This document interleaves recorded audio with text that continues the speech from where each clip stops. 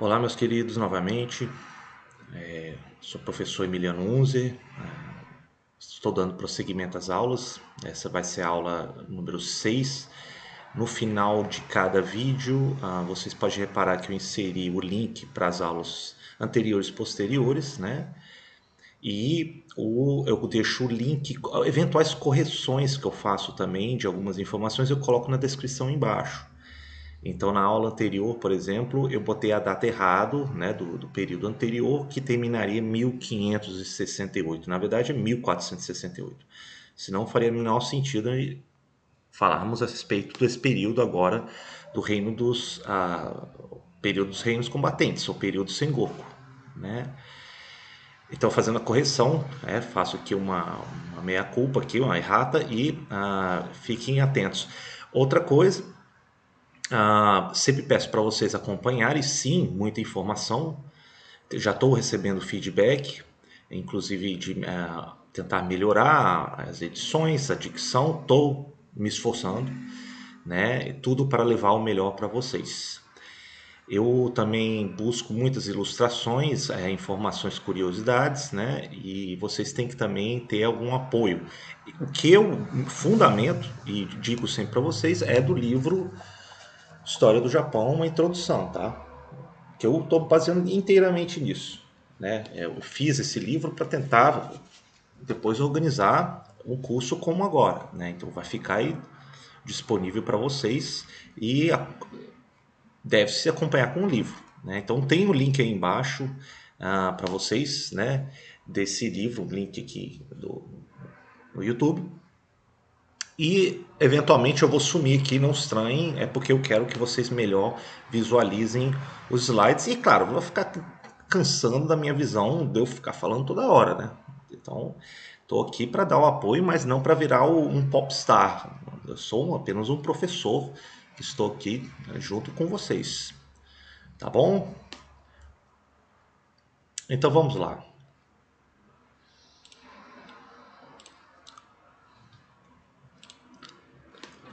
Esse período, na verdade, Sengoku significa Sengoku Jidai. Seria, na verdade, a Era dos Reinos Combatentes, né? Na verdade, esse período você tem um grande embate de forças. Já no final da aula anterior que vimos sobre a Guerra Ronin, em que as forças são desarticuladas, né? Então esse é o período de maior desarticulação na história japonesa, esse período que a gente vai ver.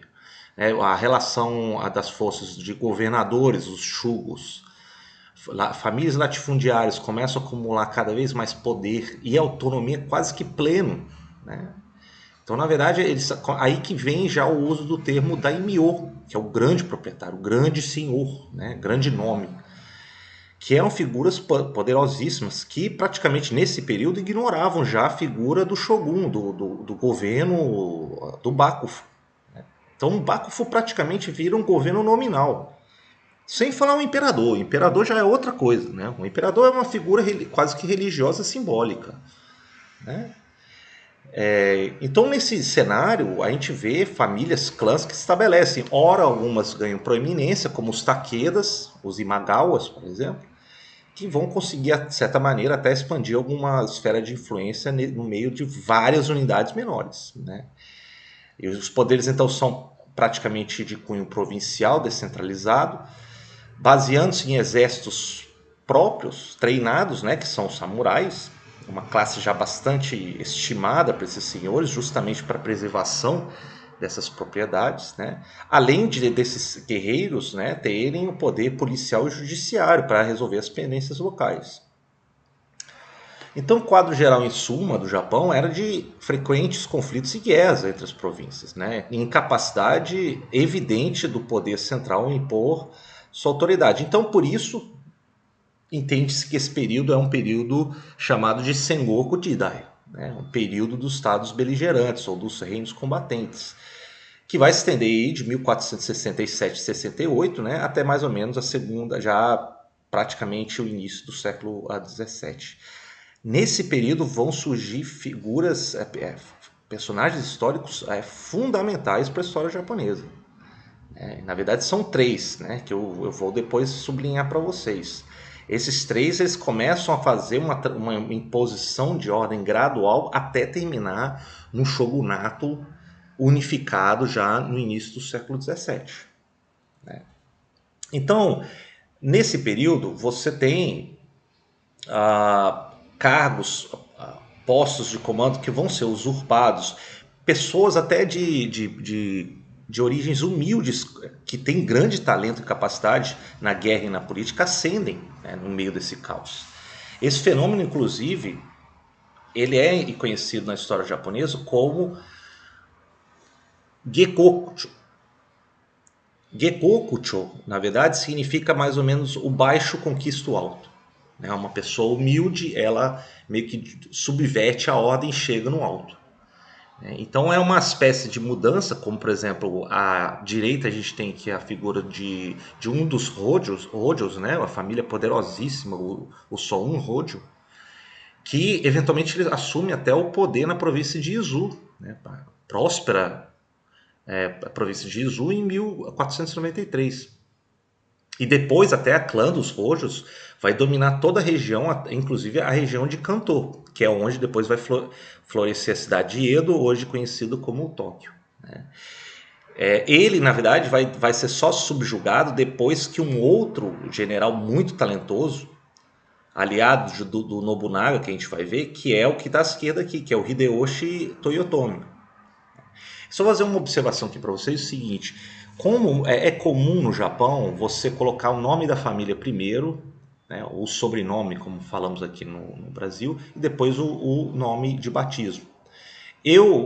Então, na verdade, Toyotomi Hideyoshi é mais conhecido assim, não Hideyoshi Toyotomi. Hideyoshi é o nome de batismo, Toyotomi é o nome de família. Né? Então eu resolvi inverter e botar aqui como praticamos no Ocidente. Mas no Japão, muitas vezes se usa, assim como na Coreia e também na China, eles colocam primeiro o nome da família e depois o nome de batismo. Então, só para vocês não estranharem. Então, voltando aqui. O Hideyoshi, ele faz parte de uma geração que vai começar a alastrar a dominação sobre praticamente todo o arquipélago japonês. Né? Ele vai, assim, ele vai ascender o poder, vai estabelecendo seu poder. Também haverá aí, gradativamente, uma reorganização de grupos religiosos agricultores. Né? Inclusive, no meio dessa turbilhão, né, antes do estabelecimento de ordem maior, você teve até episódios de revoltas populares muito interessantes. Tem umas como da seita Terra Pura, do monge Ronin, né, do que a gente viu em aulas anteriores. Eles começam a liderar movimentos, inclusive com participação de agricultores, né, que é conhecido como Ikoiki, né, na província de Kaga, por exemplo. E esse movimento do Ikoiki é muito interessante, porque era um movimento composto por fazendeiros, monges, sacerdotes, alguns nobres locais e samurais descontentes, que se juntam para lutar por uma maior igualdade e justiça universal, inspirados nas ideias da Terra Pura, da seita. Então é muito interessante, né? Nesse período de convulsão aparecem inclusive movimentos populares, né? Tentando estender uma maior igualdade no sistema social. Então, voltando aqui, o cenário, portanto, japonês era de embates, né? de choques de poderios locais e tal, mais ou menos, eu até descrevo como mais ou menos como placas tectônicas que vão se consolidar numa nova situação, né? Uma nova ordem. E essa ordem vai começando gradativamente a se consolidar a partir de segunda metade do século XVI. Né? Nesse período em diante, alguns daimyos começam a se fortalecer o suficiente, se aliam a ponto de influenciar e subjugar, além dos rivais, até o próprio shogunato dos Ashikagas. Então o próprio Shogun ele já começa a sofrer, minar a sua base de poder. Uma dessas tentativas primeiras foi, por exemplo, em 1560. Um dos Imagawas, o Yoshimoto, ele vai, por exemplo, aliado aos Takedas e os Hojos, são clãs poderosos, né? Eles marcham rumo à capital Kyoto, mas aí o Yoshimoto ele chega a morrer em batalha contra um dos aliados aí em Kyoto, né, do Shogun, depois ele vai mudar a situação, o Nobunaga Oda, que é essa figura aqui. Né? E eventualmente ele vai começando a se destacar como, e aí sublinho primeiro, o primeiro grande líder em fins desse período de confusão. É o Nobunaga da clã dos Odas. 1565, portanto 5 anos depois, uma nova aliança entre os Matsunagas e os Miyoshis vão resultar num golpe decisivo contra o governo do Bakufu e chegam a matar o 13º Shogun dos Ashikagas, Yoshiteru.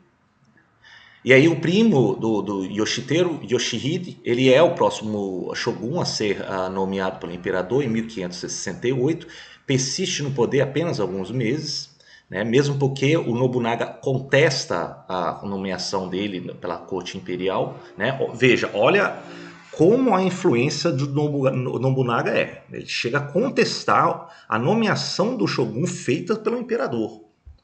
Né? Então o Nobunaga ele começa eventualmente ele indica um outro Shogun da linhagem dos Ashikagas, que vai ser o Yoshiaki. Né? Mas o Yoshiaki ele assim, de muito novo, ele vai perdurar alguns anos até praticamente 1573. E esse vai ser o último dos Shoguns dos Ashikagas. Né?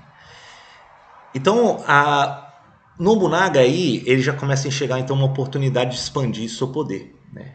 O último dos Ashikagas no shogunato, o Yoshiaki, ele de fato ele era já praticamente dominado por Nobunaga. Né? E Nobunaga, inclusive em 1573, ele decide ele mesmo marchar com aliados para a capital. Ele intima isso, o Shogun nesse sentido. Né? Ele faz alianças com os Takedas e os Odas. Né? O Shogun faz aliança com os rivais, melhor dizendo, do Nobunaga, que são os Odas e os Takedas, né? E aí abrimos um período já de protagonismo de Nobunaga, a partir de 1588 em diante. Então o Nobunaga ele já vinha já com conquistas, com várias vitórias contra rivais, daimyos, líderes guerreiros, mercadores, monges budistas mais intransigentes. Né? Inclusive ele até vence até rivais contra sua própria família, seu clã. Né? Então até 1573 Nobunaga ele já tinha praticamente destruído todas as alianças rivais contra ele. Né? Uma aliança, por exemplo, dos clãs Asakura e Yasai vai obliterando os centros monásticos como de Tendai e do Monte Hiei, próximo de Kyoto. Né? E ele eventualmente enfrenta um dos seus maiores rivais, que vai ser o Shingen dos Takedas. Né? Da região da província de Kai. E ele eventualmente ele chega a matar o Shingen Takeda, ou chamado Tigre de Kai, em 1573. Né?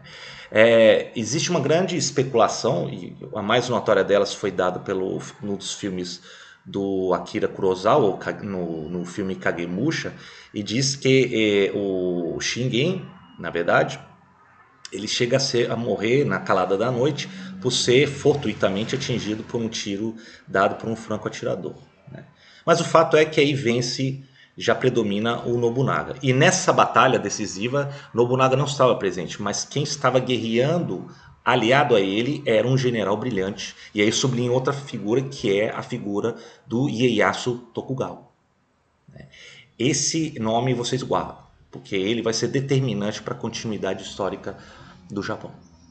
Então, após a morte de Shingen Takeda, nenhum outro daimyo era forte o suficiente para impedir o controle dos Odas, né, sobre Kyoto.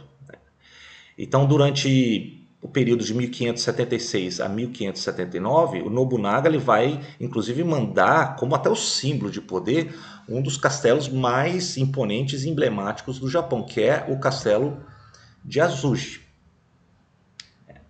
E é um belíssimo castelo, né? De 7 níveis, ele já é preparado para já aguentar artilharia, né? Já há entrada e uso dos mosquetes, de armas de fogo. Na verdade, isso já tinha sido introduzido, conhecido desde a tentativa dos invasores mongóis no final do século XIII. Né? E esse castelo ele foi preparado para isso, ele foi construído em 1579, pronto em 1579, né? Durou 3 anos de construção, às margens do lago Biwa, nas proximidades aí de Kyoto. E então é uma torre imponente, é um símbolo da suntuosidade da ordem unificada ambicionada por Nobunaga no Japão, né? Então, depois de ele ter assegurado seu poder, né, nessa região, e também na região de Kinai, que era a região onde ele vinha, na região central da ilha maior de Honshu, né, Nobunaga vai começar a colecionar cada vez mais aliados e subjugar rebeldes nas províncias mais distantes. Um deles a gente viu é o Shingen Takeda, né? O filho do Shingen Takeda, que é Katsuyori, ele vai ser enfrentado em batalha em 1575, na Batalha de Nagashino, praticamente uma das mais decisivas no final do século XVI, né? E, inclusive nessa batalha, ela é conhecida porque Nobunaga reuniu dezenas de milhares de mosqueteiros, né? Então, o primeiro caso aí registrado, claro, de uso de armas de fogo em batalhas japonesas. Em 1582, já em campanha já para submeter, por exemplo, outra família aqui da região dos Mores, já no sul da principal ilha de Honshu, bem ocidental, né? E ele já tinha assegurado, vejam vocês, já tinha assegurado domínio sobre os Rojos. O Tokugawa era o Ieyasu Togawa já era aliado a ele, então é uma região fértil, né?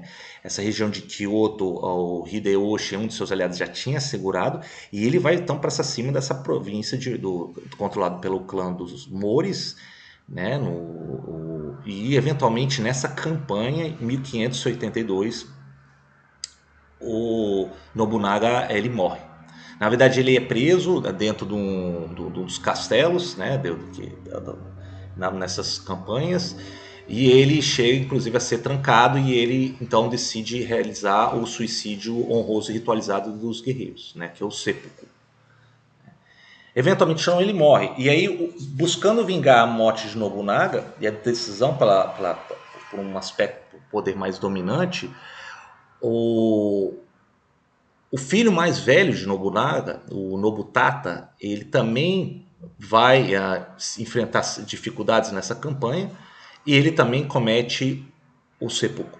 Então o clã dos Odas fica sem um sucessor evidente. E quem vai começar a disputar a sucessão do legado de Nobunaga vai ser o Hideyoshi Toyotomi, né? Ele já estava perto da região da capital, era um dos mais talentosos aliados do Nobunaga. Ele vai liderar combates ainda contra os rivais que mataram, resultou na morte de Nobunaga e do seu filho Nobutata, né, do clã dos Akeshis. Derrotam eles definitivamente na Batalha de Yamagazi de 1582, né, e essa rápida vitória deu um recado claro de que o Hideyoshi era o senhor absoluto em ascendência no Japão, né?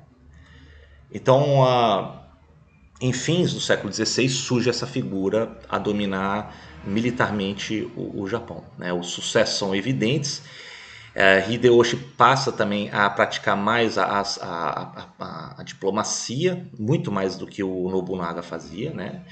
Ele vai garantindo alianças pelas proezas diplomáticas e militares depois da morte de Nobunaga. Os dois principais obstáculos nessa empreitada foram, claro, o domínio da ilha já ao sul de Kyushu, né, que continua aqui a guerrear e conseguir a aliança, e na parte extrema oriental, ainda em certa parte dominado por alguma parte do clã dos Rojos, né. Então, no que diz respeito aos rebeldes em Kyushu, por exemplo, o Hideyoshi ele vai negociar com um dos líderes locais, né, um dos daimyos, que inclusive tinha se convertido ao catolicismo, que é o Sorin Otomo, né, de Kyushu. E essa província era interessante, né, Kyushu, porque ela era uma província, uma região, por exemplo, como a de Satsuma, que fica na região meridional aqui, que ela é muito próspera, até mesmo pela proximidade do comércio marítimo com certas partes da China, da Coreia, entre outros, né. Então, por exemplo, depois que Hideyoshi conseguiu fechar a aliança com Otomo sobre Satsuma em 1568, Otomo então vai se submeter à hegemonia de Hideyoshi sobre todo o Kyushu. Mais uma grande vitória para o Hideyoshi, né? Bom, 4 anos depois de 1568, então já tem 1500, praticamente já nas últimas anos do século,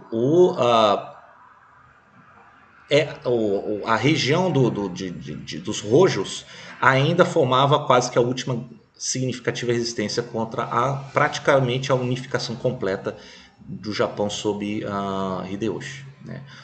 Um dos líderes dos Rojos resistentes, que é o Ujimasa, ele inclusive no seu castelo de Odawara, né, na província de Sagami, parecia que era quase que inexpugnável, né? Ele se recusa às ofertas de Hideyoshi pela paz. 4 meses de sítio que Hideyoshi vai fazer até finalmente capturar essa fortaleza, né? É curioso que até foi expressado a satisfação de Hideyoshi, que ele escreve para sua mulher quando ele finalmente consegue tomar essa fortaleza, de que ele fala que, entre aspas, eu rapidamente confinei meu inimigo numa gaiola, né? E o Ujimasa, ele se rendendo, ele achava que teria misericórdia do Hideyoshi, né? E aí, é claro que, como mostra a história, a clemência de Hideyoshi talvez tenha se esgotado durante esses meses de sítio, e ele ordena então o Ujimasa a cometer o suicídio ritualizado depois da queda de Odawara. Então, à medida que a hegemonia de Hideyoshi vai se impondo, esse líder ele vai começando a reestruturar o Japão de inúmeras maneiras. Então, uma delas, o Hideyoshi se preocupa, é primeiro eliminar milícias, classes guerreiras espalhadas em províncias. Entre eles, liderança, guerreiros, samurais que tinham lealdade aos senhores locais. Então ele termina isso, né? Ele vai tentando então por fim a essa ordem, né? Ele, inclusive nesse intento, ele vai buscando desarmar a espada de quaisquer camponeses que tivessem. É uma política inclusive de caça às espadas, que é Katanagari que se fala, em 1588. Efetivamente ele consegue reduzir o poderio de potenciais rebeldes pelo Japão, somente dando exclusividade apenas à classe guerreira leal a ele, né, que é a classe dos samurais, estimado mais ou menos 6% da população da época, né, teria que ter, claro, o aval da autoridade central. Os efeitos maiores da reforma de Hideyoshi vai vir como consequências na sociedade, né? Então, baseando-se inclusive nos ideais confucionistas, ele começa a estratificar a sociedade japonesa, que vai se consolidar mais ou menos no sistema chamado de Shi no Kosho. Shi seria os samurais, No seriam os agricultores, Ko os artesãos e Sho os comerciantes. Então, claro, a figura do imperador era muito acima e claro, as lideranças do shogun, dos daimyos ficavam muito acima desse sistema, né? Vendo a ordem confuciana no sentido de que os guerreiros têm a lealdade e têm a virtude.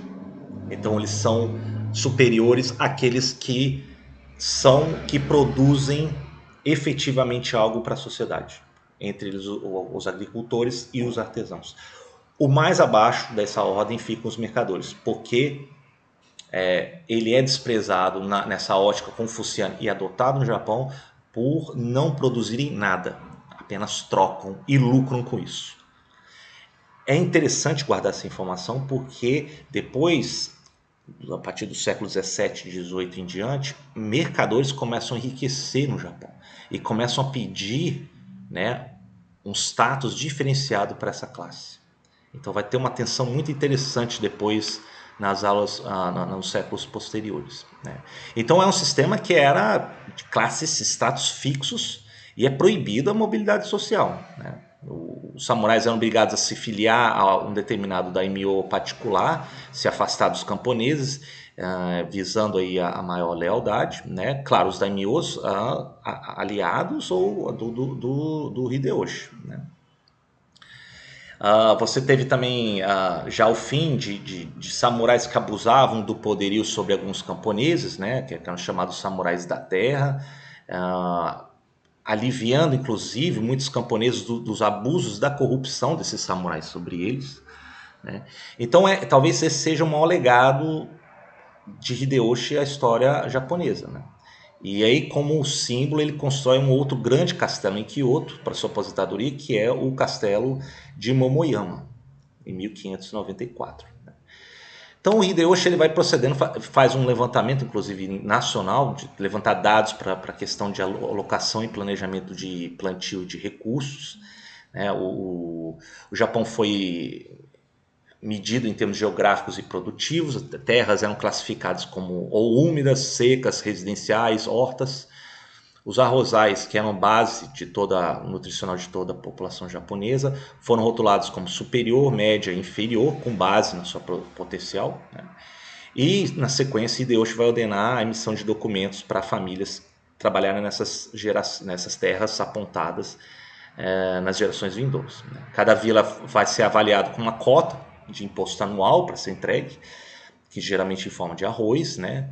O arroz era medido em termos de uma unidade chamada koku, em torno de 135 quilos cada, suficiente para alimentar uma pessoa por um ano.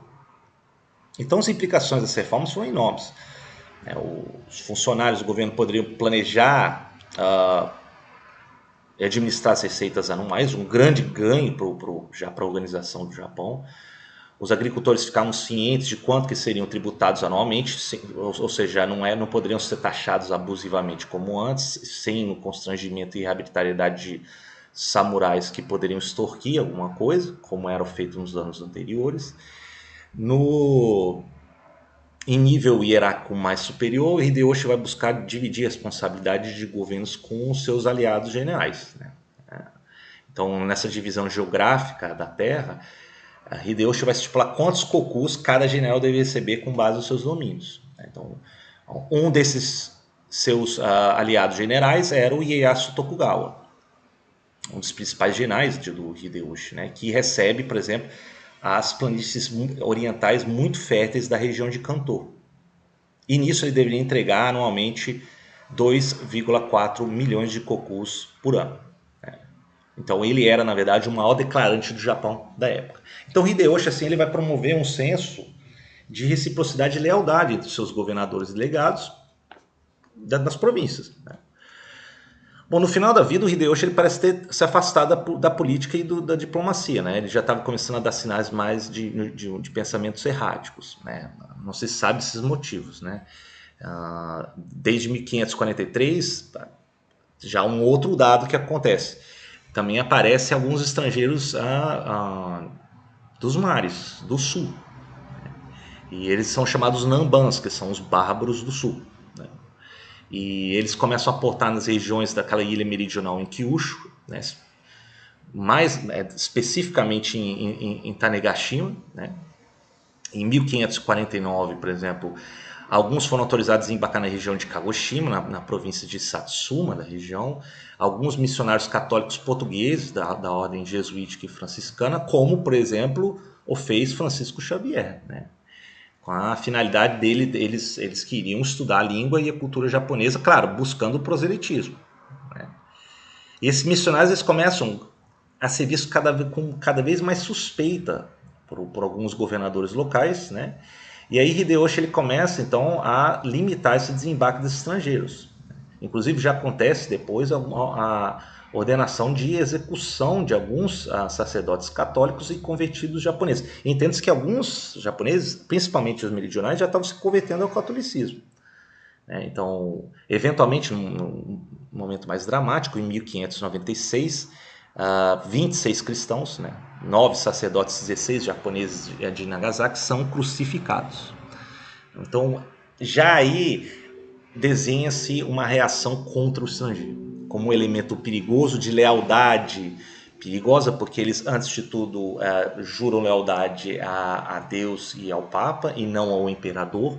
Então isso é visto com desconfiança e vendo a conversão de japoneses como uma maneira de rebeldia. Então, nesse sentido, o Japão vai gradativamente se fechando ao estrangeiro. Algo que depois vai ser institucionalizado no início do século XVII. O Hideyoshi também começa a desconfiar dos seus aliados mais próximos, né, até familiares. Então, em 1595, o Hideyoshi já em avançada idade, ele manda executar seu sobrinho, né, e outros 31 membros da sua família para impedir a usurpação do seu poder. Inclusive até do seu próprio filho, né, o Hideyori, uh, que poderia reivindicar o cargo aí eventualmente. E Hideyoshi, outra extravagância foi a organização de uma grande campanha naval para tomar a Península Coreana. Então, em 1592, ele começa a mobilização de mais de 150 mil samurais, muitos veteranos de combate, foram enviados para a Coreia para servir depois para uma futura invasão ao Império Chinês sob a dinastia Ming. Então essas guerras vai perdurar aí 6 anos, são chamadas guerras, a Guerra Indin. E claro, os japoneses quando entram, eles conseguem até avançar algumas partes da Coreia, eles chegam inclusive a tomar a região de Seul. Em 1593 eles começam a enfrentar resistência significativa perto da cidade de Pyongyang hoje, na região, e aí eles começam a perceber que não era tão fácil e aí eles começam a se retirar. Então essa foi a maior aventura no estrangeiro do Japão no século XVI, né, sob Hideyoshi. E fica aberta a disputa por sucessão do comando de Hideyoshi nos seus últimos anos, né, que é dramático. Ele falece em 1598. Né? Hideyoshi deixou um dos seus filhos com 5 anos de idade. Né? Apesar de ter vários generais leais que juraram reger a menoridade do seu filho, eles acabaram não cumprindo essa promessa. Né? E um dos generais, né, dos mais talentosos, vai ser o Ieyasu Tokugawa. Sublinha essa terceira figura aí. Né? Que ele começa então a ter planos diferentes para que o Japão em fins do século XVI. Então, o que a gente tem em suma? Temos um Japão que começa a se consolidar numa unidade, numa ordem. Né? Primeiro você teve um cenário bastante pulverizado de daimyos que praticamente ignoravam a autoridade central do Bakufu. Cai o shogunato dos Ashikagas, ascende nessa queda a figura de Nobunaga. Nobunaga ele estende militarmente boa parte do Japão sobre seus rivais. Né? Nobunaga em campanha morre combatendo a clã dos Mores. E depois um dos seus aliados ascende ao poder, que vai ser o Hideyoshi. E Hideyoshi ele estende mais a dominação, derrotando os Hojos, derrotando e controlando a região de Kyushu, bastante próspera. Né? E aí Hideyoshi, no final da vida, ele deixa uma sucessão em aberto. Um dos seus filhos pequenos é prometido sucessão, mas eventualmente um dos seus aliados, que vai ser o Ieyasu Tokugawa, ele chega e ocupa o poder. Então, em suma, temos um período já crucial de transição do Japão desorganizado, pulverizado, para um Japão que começa a ganhar áreas mais centralizados e organizados. Então, na próxima aula, a partir que vai começar a dar na entrada do século XVII, no finalzinho do século XVI e início do XVII, a gente vai ver o estabelecimento do poderio dos Tokugawas. Então, o Ieyasu estabelece um shogunato, ele ganha a bênção do imperador e se torna o novo shogun. E a linhagem deles, dos Tokugawas, vai controlar aí o poderio efetivo do Japão do século XVII em diante. Então, veremos isso na nossa próxima aula, tá bom? Obrigado pela atenção.